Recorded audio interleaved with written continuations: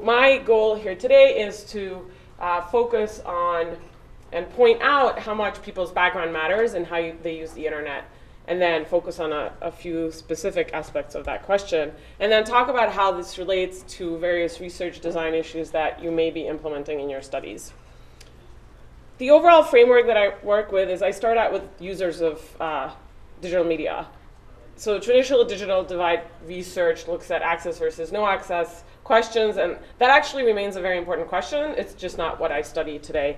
I study users and differences among them, recognizing very explicitly that people come to their uses from a certain socioeconomic background, and then also focus on the context of their uses, both technical and social. So not assuming that people have the same context in which they use digital media, but that those factors differ. And then what I've argued for over a decade is that people's skills will differ when it comes to using the internet. I'll talk more about what I mean by that. And then the argument is that skills and all those other factors will influence what people do online, both in terms of content consumption and content production, participation, active involvement. And then the really big question of interest, especially to scholars of social stratification, but I would argue to lots of other scholars as well, is to make the argument that the internet matters, we need to know whether all these different types of online activities translate into life outcomes like better well-being, better health outcomes, more productivity, better labor markets outcomes, etc. Those are lots of outcomes that one could study and where the internet might matter, but we have lots of work to do in figuring out how it might matter. As I said, skill is something I've focused on for over a decade in my work. And more generally speaking, what I'm interested in is who are the people who benefit from their digital media uses. So just taking one more step back, in terms of sociological theory, and I'm a sociologist by training, although now I'm in our communication studies department. And in terms of professionalization, if anyone's interested in talking about what it's like to switch fields like that, feel free to grab me later. So the question is whether use of digital media will allow people to improve their life chances, that would be social mobility, or whether where people are in society pretty much just gets reproduced regardless of their digital media uses. So those are the big overarching questions driving this research, arguing that just because you're online itself isn't going to mean that you're going to improve your life chances. And then I could talk about this later in more detail, but what are the processes by which people's life chances might improve? These are some of those. And whether it's, I don't think to this crowd I really need to explain this, but your internet uses could improve your various skills that could help you get a better job, improving your financial capital, etc. I can get into detail on this later as well. There's been lots of research over the years about social inequality. I'm certainly not the only one to do research on this, and it's been done across countries. Here are some references. Patrick and I wrote a review of digital inequality research that's coming out soon, which has lots of details about this issue. And pretty consistently, people have found for different national contexts that socioeconomic status relates to various information-seeking activities. However, very little of this work looks at skill, which I argue is one of the processes by which these relationships exist. And also less work looks at more participatory activities. So those are some of the things that I've been doing in my work. So as I said, skill is something I've focused on a lot. So what do I mean by that? That could mean a lot of things. At a very core basic level, I consider it to mean awareness and understanding of what's possible online and what we can do, even just sort of people's cognitive map of what they can go online to do. I think for those of us who research digital media and think about digital media all the time and spend a lot of time online, it's very hard to recognize that to lots of people, it's not as obvious that you turn online to answer various questions, whatnot. So that's a very basic level of skill. And then there's the issue of efficient information seeking, and I've done a lot of work on that, being able to find information efficiently, effectively, also being able to evaluate the credibility of the content that you find. This is another huge area, and in fact, I think an increasing area with all the misinformation that increasingly gets out there in all sorts of realms, whether that's politics or health or whatnot. And then also, I think increasing over time has been more and more focus and concern about privacy and security issues, and to what extent do people recognize the risks in that realm online. And then related to all this, as I will talk about, is how much are people participating? And one of the big questions, and we've heard other people already discuss this at this workshop, is figuring out why people contribute to various communities and online activities. It's a huge question. It's a difficult question. My argument is part of it has to do with skill. So even some people might want to, but they might not know how to. And then the question is, do they have the resources to get help with that to be able to contribute and have their voices heard? So what do you do if you're studying something or are interested in something like internet skill that no one else, certainly at the point when I started doing this over a decade ago, had data on? Well, you end up collecting your own data. So I'm going to go back a decade, and this is work that I did for my dissertation. And as Jenny mentioned, I was involved with Webshop, and I came down to Maryland a few times those few years, and Ben was super supportive of this work, which I really appreciate very much. This was a pretty unorthodox dissertation to be doing in a sociology department, so I'm also very grateful to my advisor Paul DiMaggio, who very much supported this. But it was fantastic to come here, and Ben, I can still remember just Ben being so excited seeing my work, so that was really, really encouraging. But what I did, just in a few words, I brought in people into a lab and sat with them one-on-one, asked them to perform various tasks in different realms, and basically came up with measures of their actual skill, which is pretty much impossible. It's very, very difficult to do on surveys, but you could do in that type of with that type of an in-depth method. And that's just a list of publications that came out of my dissertation, partly mentioning that, as you can see, one was published in 2008, so you will be publishing from your dissertation for many years to come, because I got my PhD in 2003, so just to give you an idea of how some of those things work. But mainly I show you this to mention that I used, the dissertation was partly, had substantive questions about inequality, but it was also a methodological project. And partly what I did was, in addition to collecting these in-depth data, I also collected survey data and then tried to figure out what survey measures could be good proxies for these actual skill measures. Because something like this where you meet one-on-one with people, that's not scalable, right? You can't do that with 1,000 or 2,000 people, and you can't really, I mean, it's extremely difficult. Okay, if you had endless amounts of money, but no one does, then you could, but since that doesn't exist, you try to come up with methods that are more scalable. So what I did was come up with survey measures of skill that I could apply to more generalizable larger populations. Samples. So this was the question that I ended up using for skill measure that I have used since, and some others have used since as well. It certainly needs updating, but in fact, it's quite robust over time. And we've had 3 publications come out that are, those 3 papers are all methodological. So professionalization lesson number X. Think about your projects partly as methodological projects, and especially in this area, a lot of you are probably doing innovative work methodologically, and think about those as separate parts of your project that you might be able to publish. It's definitely worth pursuing. So one of the things that was helpful, well, I guess I haven't told you about the data set, so never mind that little bit.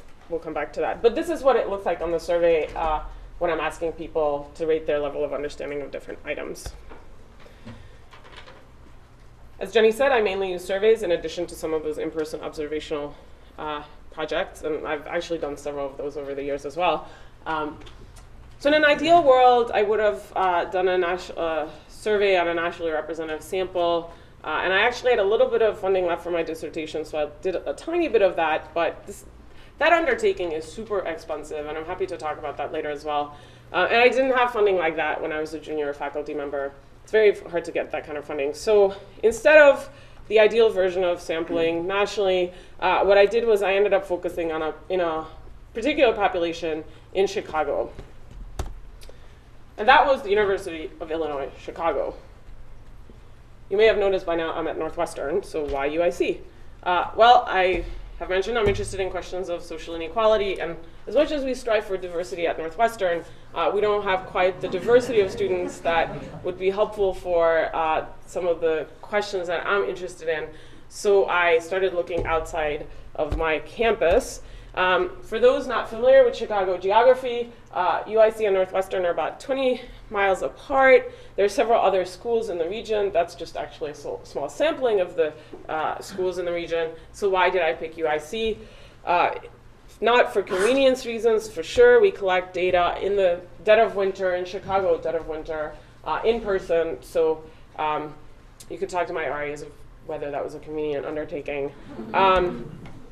No, UIC, there were a few reasons, a few substantively really good reasons to work with UIC, and methodologically good reasons. Substantively, it was excellent because UIC is one of the most racial and ethnically diverse universities in the country. So for someone who's interested in racial ethnic diversity, SES, socioeconomic status, that was a fantastic campus to work with. The other thing that worked really well is UIC has a course that's required of every student on campus to take. So instead of having to go with a biased sample of, well, who took some class that I happen to pick, there's a program that everyone has to take. And they were very kind to work with me on this project. And I should note, because this might seem simple, there were like 90 sections of this course, so it's not like we walked into one huge class and surveyed everyone. We walked into almost 90 sections. So it's a very complex undertaking. I should also note that figuring out, just as you think about your various projects, figuring out the campus and getting the right connections, it sounds pretty easy when I talk about it this way. It took probably a year. So these things take a long time, just to recognize that you don't wake up one day and realize, oh yeah, there's this perfect campus downtown and they have this great course that everyone wants to take. I mean, these things take research and talking to a lot of people and contacting people, et cetera. And then what we do is we, pretty much every survey I conduct, we use paper pencil methods. Obviously, using online methods would be much more convenient. Why don't I do that? Yeah, so since I'm studying digital inequality, it would be problematic to sample on those who are more skilled to take the surveys, have more autonomy and having time to take the survey, whatnot. So it's very important, this is another general methodological research design lesson, make sure that the methods you employ are not associated with the substantive questions of interest in your study. So first, actually, before the 2009 study, which I will be reporting on, and some other more recent data, I actually conducted what I considered a pilot in 2006, where I was the one schlepping down to UIC. Then I got a grant from the MacArthur Foundation, where I was able to hire other people to go down to UIC, and did a survey in 2007. Using lessons learned from those two projects, I then rebooted and started a whole new cohort in 2009. So that data collection happened with these details. What's really exciting about this data set is that I have actually been following these people over the years. So the same people. So that's what's called panel data. So a year later, we resurveyed those who agreed to be recontacted, which was 1,066 people. I'm giving you a little bit more detail about the methods than usual, because I'm hoping this will be useful. And a year later, we got a 45% response rate, which was pretty exciting. And what's really exciting is that this summer, we're almost done, we've almost closed this, but not quite. We recontacted again the initial 2009 people. Why is our response rate higher now? It's because we've actually lost a lot of people through address changes and whatnot. So, well, there are different ways to calculate response rates, and if it's something you're interested in, I recommend APOR, the American Association of Public Opinion Research, that has published different ways to calculate response rates. It's a whole other separate field within survey research. Anyway, what's really exciting is that it says plus because I know that we have a few more surveys coming in, but basically we've had over 500 people this summer take the survey again. So this is super exciting. If you do the math, they were first years in wave 1, they were seniors this past year, so now I have such outcomes as who graduated in 4 years, which is a really important outcome. And I can tell you that less than half have. So that's really interesting, and it can be one of those real life outcomes that I can start looking at with the data. Because again, these are the exact same people who took the wave 1 and wave 3. Just one more little note methodologically, and just to clarify, Wave 2 and Wave 3 were both done in postal mail, right? Because they're not in any one class anymore. Some have left UIC. By this year, many have left UIC. So I'm contacting them through postal mail and a little bit through email, which looks like this. Send out a letter introducing them to the project, send out the survey, send out a couple of reminders, send out another survey, send out another reminder, and yes, it's very complex. And then just another quality control that I highly recommend for anyone who uses survey research is, I've had this question on every survey I've done in the last few years, but this time we actually included a second one that's similar. So the issue here is survey validity, right? So anyone who didn't answer very often to this question, we just pitch. We just don't deal with. And then we have another similar question worded differently, but with the same purpose later in the survey. And basically, so this year we're doing a double check, and only people who got both of these questions right remain in our sample. And over the years, it's been pretty consistent that pretty much every year it's been 3.5% who don't answer the questions correctly. Actually, what's interesting is this year, even though we had 2 verification questions, I think we've had a lower rate of missing, of getting it wrong. So I'm really encouraged by that. I'm not quite sure how to explain it. I'll have to think about that. But I do highly recommend including this kind of a question when you do survey research. Yes, you end up with fewer respondents, but you have less noise in your data set, which is really important. Do you just hide that in the middle? Yeah, so this time I was fairly strategic. I had thought about this less earlier. This time I put this one at the end of it was a 6-page survey with a ton of questions. It's spent many dozens of hours with the layout. So this was at the bottom of the first page, partly to signal to them that I'm paying attention to whether they're paying attention. And then the second one was page 4, so over half done, to see if they were still paying attention then. Yes? Does that bias your sample set for people who read the internet carefully as opposed to those who read it the way most people would? It might, but the survey data would just be invalid for the other. I mean, if they're not answering the questions I'm asking them, then there's nothing I can do with that information for the survey. We have other studies where we look at people, the same searching studies that I showed you. It might, but it's just for survey research, those are just not valid responses. There's nothing I can do with that. And actually, just to add to that, I've done enough research on credibility assessment, both using surveys and in-person observations, that I'm pretty convinced we simply do not have the right instruments to ask about those things on a survey. So I actually don't ask about credibility assessment types of questions. All research projects I've done in the past about that have shown that the survey responses don't correlate in any way to what people actually do for credibility assessment kinds of questions, so I just don't even bother. I mean, I think it's another area where we need methodological innovation, because it'd be great if we had survey questions, but we don't. I have one type that tries to get at that, having to do with being able to read URLs, but it's really one small type of approach. Some data about the 2009 original sample. So as I mentioned, it is a very diverse sample when it comes to race ethnicity, as noted. However, on a couple of variables, it's a very homogeneous sample, right? So education in 2009, exactly the same. Everyone's in the same university, same cohort. And age, they're practically all the same age. This is helpful, however, because we know that both age and education are important predictors of internet use. So by controlling for those variables, we're able to disentangle what else might matter in internet uses. So there can be an advantage to having a sample that's homogeneous on certain variables. That said, I want to recognize that it's not a generalizable sample beyond certain variables, right? So what I find you can't necessarily generalize to 80-year-olds. It's very much the wired generation. Oh, and by the way, if you're sitting there thinking, she's going to tell us about 2009 data, that's so old. I will show you to some extent that some things are actually quite consistent over time. And also, less interesting, I think, are certain percentages in some cases, and more interesting are patterns and relationships of variables. And again, those tend to be consistent over time. This is just to show that, yes, it's very much a wired generation. Indeed, they're online a lot. They have a lot of experiences. This is worth noting just to confirm that there are no questions of digital inequality, traditional digital divide, right? Everyone's online. So if we find differences in usage, it's just not because some of them have only been using the internet for 2 months. That's not an issue. And just to confirm, they do still use email. For years, people have been saying that young people don't use email anymore. It's not true. I mean, they might not use it for the same purposes as older people, but for some things, they do use email still.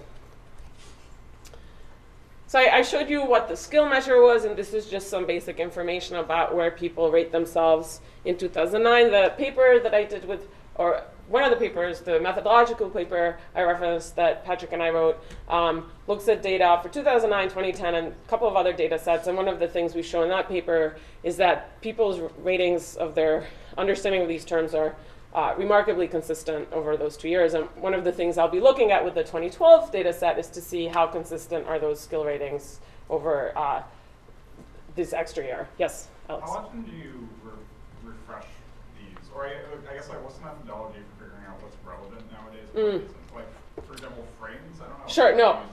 Very relevant question indeed. I have kept the same terms for consistency. So one of the issues of longitudinal survey research is to be able to compare over time. You have to have the same exact instrument. So I have kept the same terms, but this year we've added additional ones.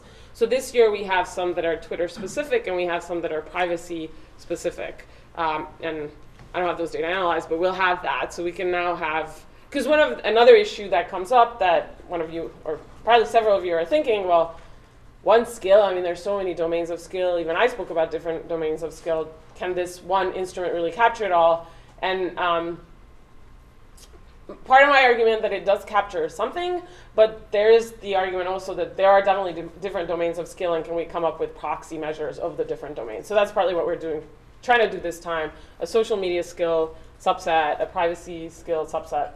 We'll see how that works. Yes? Have you ever mapped people's survey responses to their experimental performance, like actually, so they could say that they could remove a firewall, for example, on the survey, but could they actually do that? So back, the dissertation work was correlating their information seeking with this instrument. So the instrument came out of how this was I had all sorts of other survey measures, and this correlated best. So there were things like, there were a bunch of other questions I asked, and I think the 05 paper should talk about some of that. And one of the things I also showed was that proxies like how long have you been a user or how much time do you spend on the internet are not great for skill. I mean, they're related, but this measure is more related. And I mention that because several papers out there talk about skill and then use those measures for skill, which is a bit of a pet peeve of mine, because I feel like, well, if you have frequency of use, call it frequency of use, don't call it skill. Or if you have veteran status, call it veteran status, don't call it skill. So that's just another comment on methodology. But yes, you could definitely do more of that now. The thing is, these are huge projects, right? They sound simple, like, oh yeah, let's see if they correlate, but they take a lot of work. I have a student now who might do some of this as her dissertation, Lit, who was here last year. Webshop. Okay, but one of the ways that I can do that is not so much the observations, which is very labor intensive and expensive. One possibility is to ask as a multiple choice question whether they actually know what that term means. So here you might be surprised, like, how can BCC be so low? I mean, how could people not know what BCC is? And I don't mean, like, do they actually know what the B and the C and the C stand for, but so what's the functionality? And so in the 2010, we asked about this on a multiple choice question in terms of the functionality, and a third of them didn't know what it is. So in fact, they don't know what it is, which is interesting. And I think notable that, for example, for employers to recognize that their incoming employees might not know what some people might consider pretty basic internet skills. And then there are other terms on there that are more Web 2.0 related. I just group all of them together into one index, but one could do different things with them. And basically, over time, there are just a couple of these that have really changed, just going back to some extent to Alex's question, not in terms of adding measures, but how is this over time? tagging has become much more understood over the years. I think with Facebook taking off so much and photo tagging would be one reason. And tabbed browsing is another one that has, because in these few years that's really taken off, that browser feature. Yes, Bernie? I'm just wondering if you've done a Gutman scale of these, or any other sort of like, you know, is there a niche group that know RSS, or is it, if you know RSS, you also know social bookmarking? If you know social bookmarking, you also know phishing? Yeah, so that's a great question. That would be a neat idea. I've basically averaged them. I just create one mean score, and there are reasons I do that, and I've purposefully not wanted to read too much into any one particular rating because it is meant as an index. But that's a really interesting methodological question that would be cool to pursue. If I had a grad student who was interested, I'd love to pursue. Yeah. Yes. From a methodological standpoint, these are liquid items? Like, It was the item you saw. It was, I mean, it was 1 through 5, and it was presented as 1 through 5. But I mean, do you want what the labels were, or I had them on a previous site? So like one of the comments that I get on paper reviews is that you can't compute means and use any interval statistics with liquid data because it's ordinal. Okay, well, this is how it's presented. I think it's convincing that this is not ordinal. I've never gotten that in a review. Okay. Skipping ahead.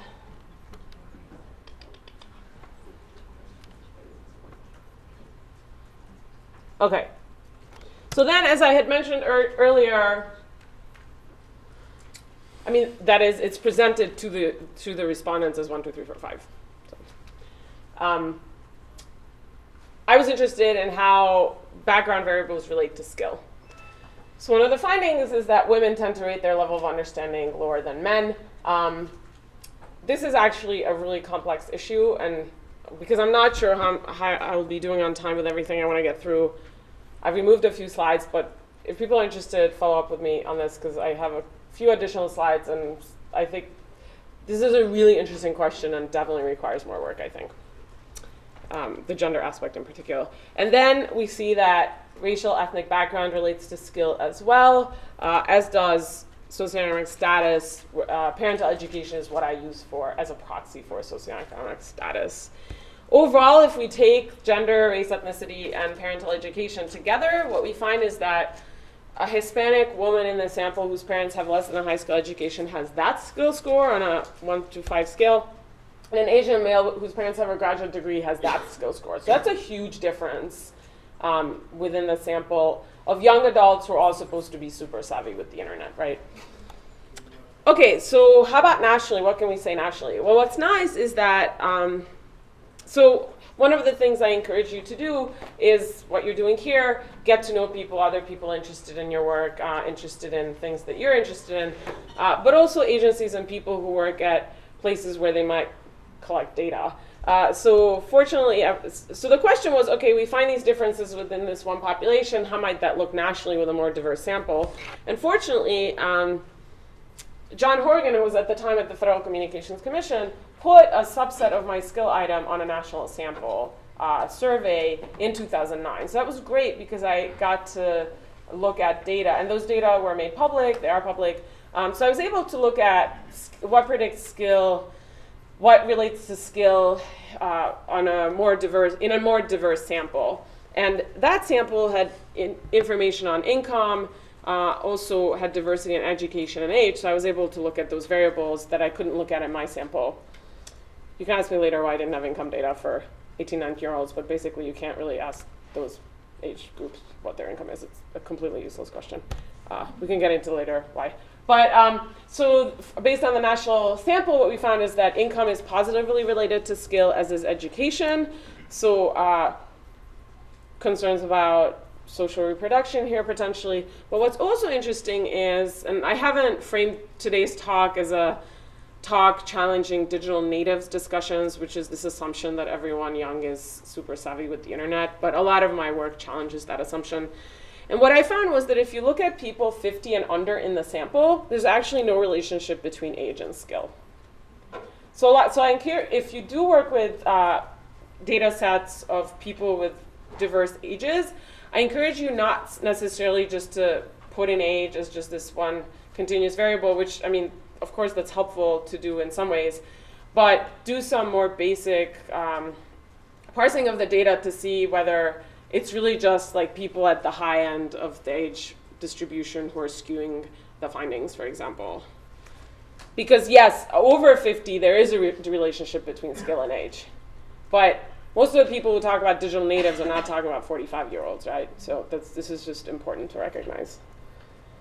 Okay, another question is adoption of a service random. And this is where I especially relate this to methodological and research design issues. So we've already seen talks here, and I suspect you'll see other talks about all the opportunities of grabbing data, log data, automatically generate data from various websites and using those as your core data set. And one of the challenges there is, well, it looks like who adopts different services is not randomly distributed, not shockingly, I think.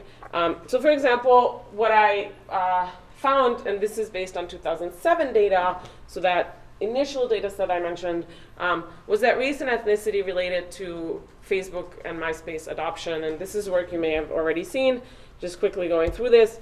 What I also found was that this was persistent over time. And this is where I come back to that issue of the numbers might change over time, but the relationships of variables don't change that quickly per se. So even 2 years later, we still had that relationship, especially to MySpace use and adoption.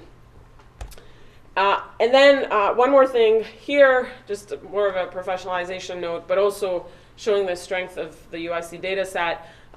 So in 2007, when I published the paper about the racial differences, the Chronicle of Higher Education wrote a paper about it, but when I tried to get more national big media to cover it, the response I got was, well, who cares about a bunch of Chicago young adults?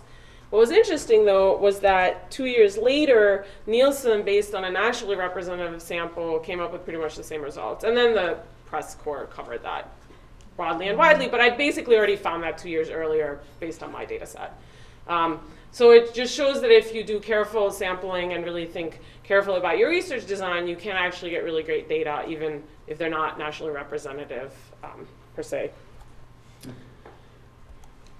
So in 2009, 4% of the sample used Twitter. Just to anchor you, because it's hard to forget these details, early 2010 was when Oprah joined Twitter. There was just a lot of buzz in early 2010 about Twitter, already in 2009, but certainly by 2010, everyone was supposed to be using it. In this young adult sample, 18% were using it, so less than a fifth of them. Then I was interested, okay, well, who uses Twitter? Can we predict that? Can we explain that? So one of the things we found was that blacks were more likely to use Twitter than others, which was consistent with Pew data and other studies. So that was nice that, again, we had similar findings. But what no one had been really able to explain was why it was that African Americans were more likely to use Twitter. And there were some hypotheses around, but no one had the data really to look at that. And this is where longitudinal data are really valuable. So what we can do here is that we can actually take data from a year prior to adoption and see how features of people from a year before they adopted Twitter influenced their adoption of Twitter a year later, right? So for example, there might be some factor that if you had just cross-sectional data, right, data from one point in time, and you found a relationship, you couldn't say if it was that factor that influenced Twitter or if it was Twitter use that ended up influencing that factor. But when you have this lag in the data, you can say, well, no, that happened prior or before they used Twitter, so then you can isolate an effect. So not surprisingly, based on what I've shown you, and what I'm doing on this slide is basically showing you graphically the results of regression analyses. And in the paper that I cite, that I cited, Hargittai and Lit 2011, you can see the regression results in detail with the coefficients. So 2 hypotheses people had brought forward as to why African Americans use Twitter was that they text more and that they are more likely to have web access on their mobile devices, both of which are true. Both of which are factors we had data on for 2009 for these people. We tested them. Those things didn't seem to matter. What did matter was internet skill. People who were more skilled in 2009 were more likely to be Twitter users in 2010. And also, and I'll do this one more time, watch the line that disappeared. So we found that people with interest in entertainment and celebrity news were more likely, so a year prior, were more likely to use Twitter in 2010. More importantly, that pretty much explained the racial difference. So what's really going on, for those of you who don't quite know statistics, is that it's really that African Americans in the sample, on average, are more interested in entertainment and celebrity news than whites. But if you take a white person and an African American in the sample who are equally interested in entertainment and celebrity news, they're equally likely to have adopted Twitter. So that was really what was driving it, not race per se. I will also note that we looked at interest in some other topics that have been associated with Twitter use potentially. An interest in news and politics was not related to adopting Twitter. This doesn't mean that use of Twitter might not increase people's interest in politics and news, but it means that those were not interest areas, at least for this age group, that drove their adoption of Twitter. And a year ago, this is what Twitter homepage looked like, which was interesting because it showed that they'd figured out that interest was what was driving people to Twitter. My idea was from 2010 to look at this, so I was feeling pretty proud of myself. Okay, moving on. Participation gap. Let's see. I'm just thinking about time because there are a few more points I want to make. As I mentioned, I mean, one of the things I'm interested in is who, Jenny, how are we doing on time? I'm not sure how much time we want to leave for. 25 minutes. I do, okay. I just want to make sure we leave time for Q&A. So I'm going to take 2 minutes to do audience participation on this slide because I think the points come across better if I have you think about it just briefly. So these are 6 activities about which we asked on the survey that whether people had engaged in them. And we actually asked how often, but the frequency was not huge, so I'm just showing you whether they'd ever done these things. But know that I'm not listing these in order of popularity. I am, however, listing them in some order. And I ask you to work with me on figuring out what that order might be. So what logic to this ordering can you think of if you haven't seen me give a talk about this material before? Yes? It seems more, with their sort of social or friend participation, edging towards more presenting like more formal or intellectual participation. Yeah, that's great. And just to clarify, the Create a Quiz was probably interpreted at that time by respondents as like a Facebook quiz. I wouldn't read too much more into that. But yeah, that's a good point. Other thoughts on what the ordering may be? Yes? Interactivity. The first one, the top, you're taking input from other people. The last one, you're just throwing it out there. Okay, great. Yes, Ben? Men and women. But you saw this last year. No. Oh, you didn't? I don't remember that. You didn't? Okay. No, it was the low proportion of women participating in Wikipedia and the high proportion of women in your sample. Okay. So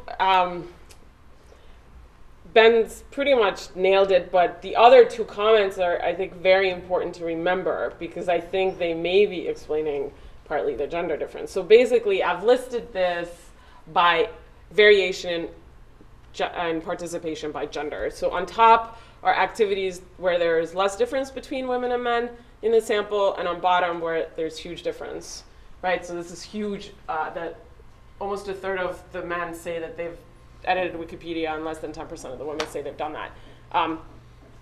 So think about the 2 comments we had, because I think that's really interesting to map onto this, right? So whether it's you're socially getting information versus you're putting your opinion out there to the rest of the world, and your point was something similar, or feel free to repeat it. No, I think there's the social interactive versus right. Or the expressing an opinion of authority. Yes, exactly. So that too, I think may well be explaining that gender variation of the authoritative voice that you're putting out there, which would relate to other types of research. Yes. What about like creative versus informative? Because the ones on the top seem a little more like generative, whereas the ones at the bottom seem to be more information. Could be. Yeah, there could. So this is one of those areas where I think there's room for tons more research, right? Partly the question of who participates, but also why do we find differences among different types of people in terms of participation, part of which is very much gender related, right? So Wikipedia itself has put out information about just what a tiny proportion of its contributors are women, for example. The one thing where women did more was change the privacy settings of their Facebook accounts, not too shockingly. And actually by 2010, that was almost universally, just almost everyone had done it, so there wasn't that much gender variation. So then I was interested in, well, how does people's background relate to how much they participate in these activities? And first, reality check, a quarter of the people hadn't done any of this, so again, not the super savvy digital natives per se. Based on what I just showed you, this isn't surprising. So women reported participating in fewer activities. There was a relationship with race, ethnicity, as well as socioeconomic status. So overall, what I found was that if you take the average Hispanic female whose parents have less than a high school degree, she has done one of the 5 things. And if you take the average white male whose parents have a grad degree, he has done 3. That's a huge difference on a 0 to 5 scale. Huge.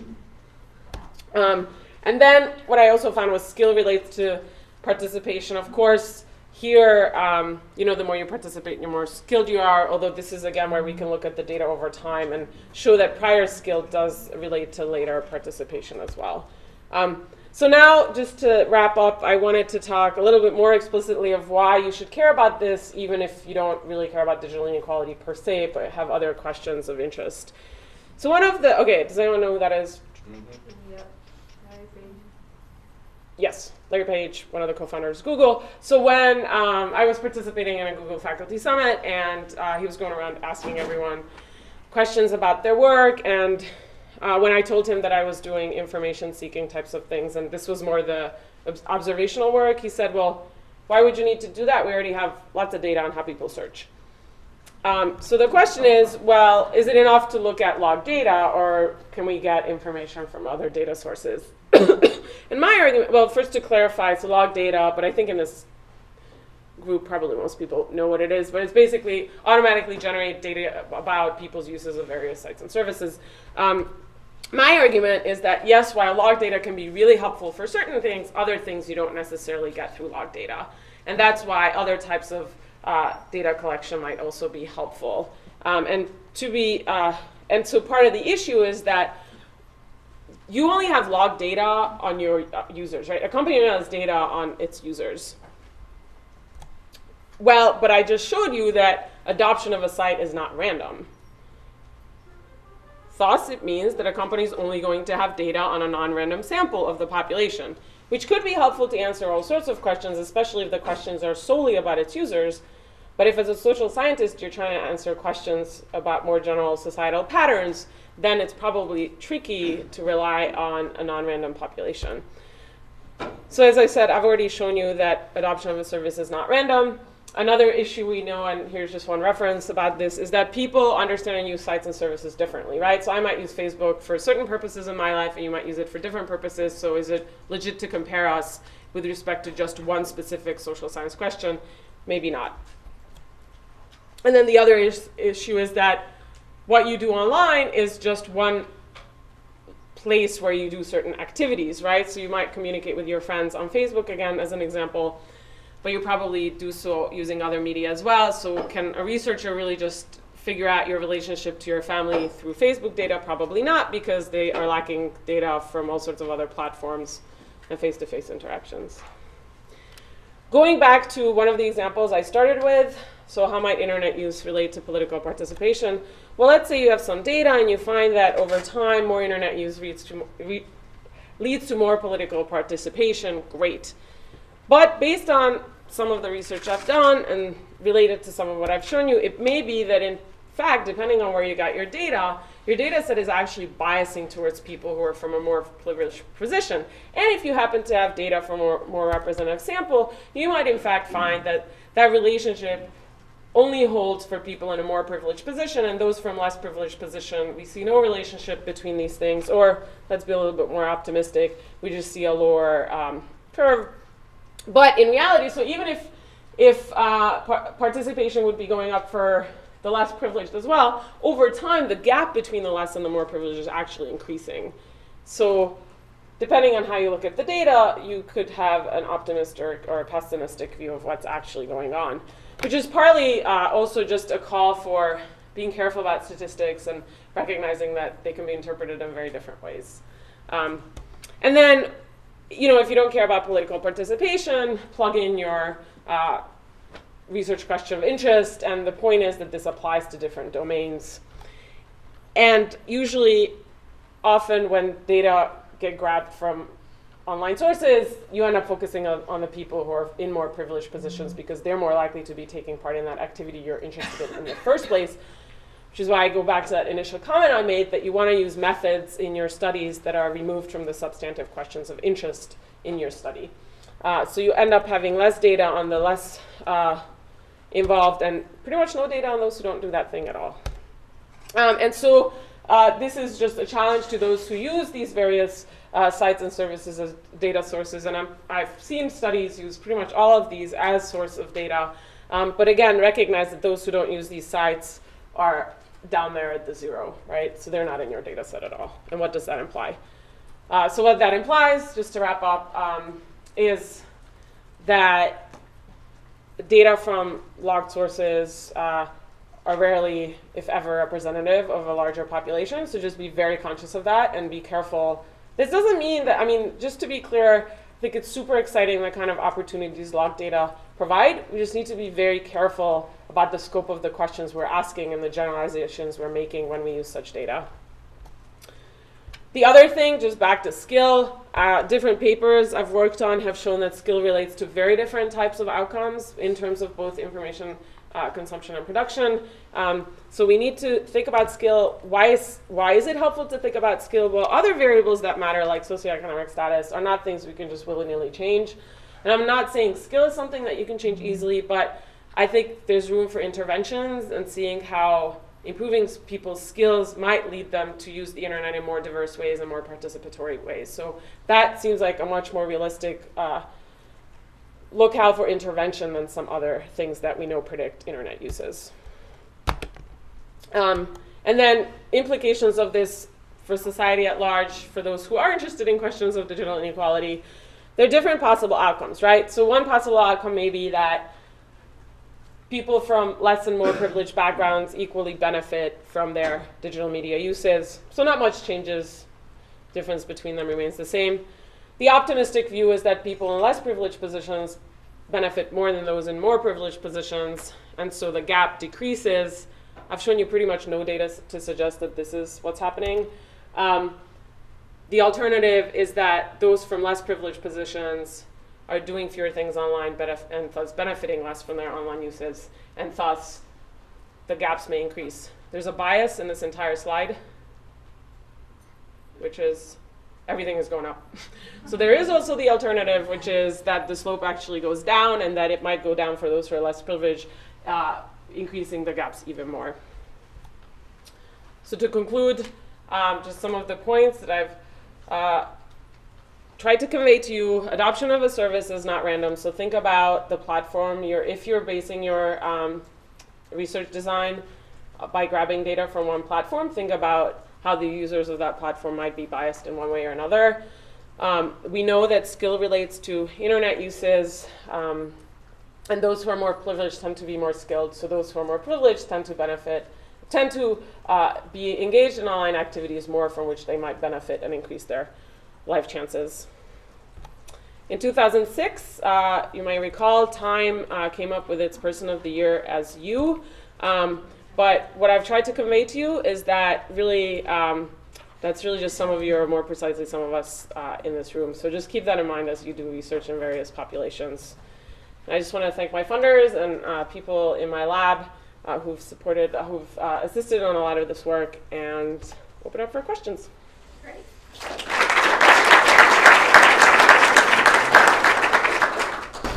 So I guess I have a question. You chose these particular terms, and I'm interested in how you got to the place of choosing these terms, because there's something like you mentioned social bookmarking and RSS feeds, and I think some of those are very specific, and I guess I feel like there's not necessarily something missing, but the next step is how do you, the real underlying question is, do you have the skills to decide how much information you want each day and manage that information and remember that information for later use? And so is it even directing to people who know those particular terms and missing out on people who might have alternative strategies? Because I feel like a lot of time in internet research we get in this is the most common strategy, so we're going to look at people who use these strategies. And sort of how did you get to choosing that as the best set of skill or terms to ask about skills? So again, I refer you to those papers from that discuss this methodologically in detail. It's partly related to what was around back 8-9 years ago, decade ago. But also, I encourage thinking about that as an index, again, made up of 27 items. I don't ever look at any one of them alone. So the idea is, how does it all average out? And it seems to be related to a lot of things. That said, we are updating the instruments, so that's an issue. I do think that over time, as the internet has evolved, as I mentioned, different domains of skill come up. And I think it is important to pursue research on different domains of skill. So I very much encourage people in this room to be doing work on that, and the topic you mentioned could very much be like an information management skill type of concept, and I would love to see work on that. And then I would encourage people to try to come up with proxies of measures that they develop if they do in-depth studies of something like that, which I think is usually necessary to do something more in-depth at first and more qualitative, but to do it in a way that we can then have measures that can be put on instruments that can be applied to more generalizable samples. Yes?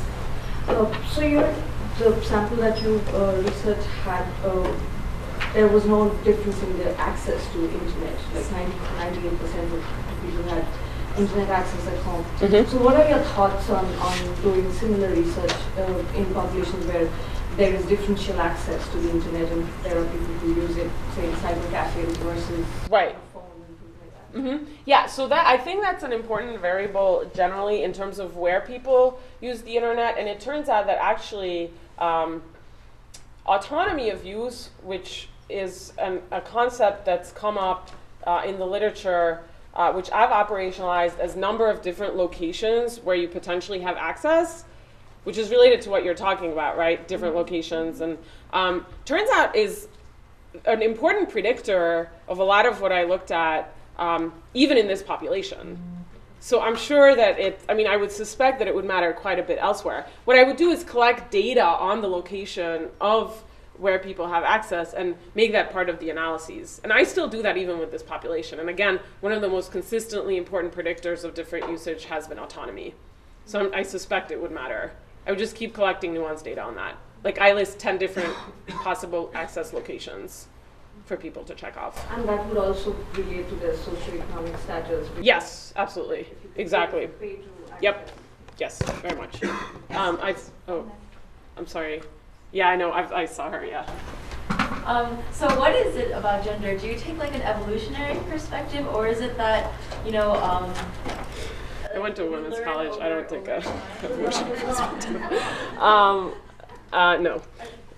So I don't think at a deeper level there are a lot of things going on, but let me just quickly show you this, and I refer you to these papers that I think were fascinating findings, although I'm obviously biased. But what we found from data from my dissertation was that women actually did not differ from men in their actual abilities to find information that much. It was their self-rating of their skill that differed. So even when you held for actual skill, there was a gender difference in self-rating. Now, the self-rating we used in this paper was just simply asking people, what do you think your skill is? Which I discouraged from doing because my research suggested that's more gendered than asking people to rate their skill. But even in the rating, there seems to be a difference. But so first of all, I think this is partly what's going on. I think this is a great cartoon. And I think, no, I don't think it's evolution or whatever you called it. I think it's socialization very much. And you need to spend some time on certain forums to see that perpetuated all the time online. And I suspect also still in physical environments. But the other thing is we had a paper where we looked at who contributed online, different types of content that I talked about today, where it looked like men were contributing more, but then when we controlled for skill, that went away. So even if it's only in people's heads that they're less skilled, it seems to influence what they do. So that's why it's important, that's why socialization, I think, matters so much, is that even if it's just that you think that you aren't as good, you're going to be doing less. So no, I think it's socialization. Would you be interested in looking at like younger populations to see if, you know, before they're really social? Yeah, I mean, I think that would be great. It would be really important to look at younger populations. That's not my focus, but I definitely encourage people doing that. I'm inspired by John Robinson. He preferred to do actual performance than people's impressions. So he would ask something like, when was the last time you used X? Mm-hmm. Or how often have you done? Not just, I know this, I know. No, but that is my measure. I thought you were saying how fully you know it. The 1 through 5s are how fully That you know is, but the outcome here is how much have you posted online and how much have you Okay. actually shared XYZ. That's the outcome, and the predictor is your level of understanding. No, absolutely. I do the actual experience as the participatory measure. And you should know my enthusiasm for your work 10 years ago remained strong, but my enthusiasm was not pervasive. Your work was unique and distinctive at the time, and I was promoting it, and there you provided the data that it was really there, that these things happened. Thanks, Ben. Brian was. She's had her hand up for a while. Yeah, go ahead. Okay. So this is about your income question. So I'm just wondering, this maybe is because I come from Drexel, which has a really big co-op part of the environment. So work while the students are at school is very important to them. So I'm just wondering if you asked about like if they were part of a work study, and like if so, what kind of work study? Are the work studies likely to be more or less technical? Mm-hmm. Sure. Yeah. So first of all, I don't have an income measure. The one income measure, that was in a national sample of people of all ages. That's right. So the reason I don't have an income measure is because half the people at UIC live at home. So it's just, they're just, and people don't know their parents' income, and there's just a million reasons that, and income of a 19-year-old is none of them are full-time work, or very few work full-time, etc. It's just very hard to compare. That said, I do have data on whether they're working, how much. Those have never been important predictors. I also have data with various technical experiences, like have you ever taken a class that was related to tech stuff? Never has been relevant. So I have looked at various other factors that I didn't really talk about today. They don't seem to matter that much. I suspect with a place like Drexel, it's tricky because it probably biases towards a lot of more info-savvy types of people. So that would be it would be an interesting sample to look at, but one would have to recognize that. I said Brian, I think I meant Bernie. Oh, well, we're going to try to keep it short because we're running low on time. I do want to make one important comment, though, for the students. You'll notice in Esther's presentation, she did things like, a person of this age and so forth. These are margins. These are what you do when you digest your data. You don't just present a regression table. Digest that data and actually start presenting the results from that. And it's really illustrative and communicates this very effectively. And so, kudos. But yes, don't just present a table. Digest your data. The second, but the question is, what about mixed signals from people who are so skillful they've decided, well, I don't need Facebook, or I don't want this, or I'm dropping out of this, and have variegated uses of these tools. And so it's not more tools equals more skill. Mm-hmm. Select tools equals more skill. Yeah, I think that's fair, and I'd like to think that some of the papers I've worked on are a little more nuanced in that way, or like Patrick and I have a paper where we came up with a topology of social network site usage, where it's not necessarily more, but it's more like how diverse and how frequent, and sort of a 2x2 of that. And I absolutely appreciate that point, and I think I'll need to try to get at that in different ways in the future. Yeah, I'd love to talk to you about that. I have various thoughts, but just the data point Bernie made, another point that I actually forgot kind of in the beginning and then went back to. There's so much you can get from your data just from crosstabs. I don't think that can be an end in itself. Like, you need to keep going from that, but just bivariate statistics and figures can be super communicative. So in some of my papers, I kind of forgot that, and then I went back and realized, well, that really conveys information also to people who don't know that much stats. So I do encourage looking at your data at various levels. Okay. Thank you very much. Thank you.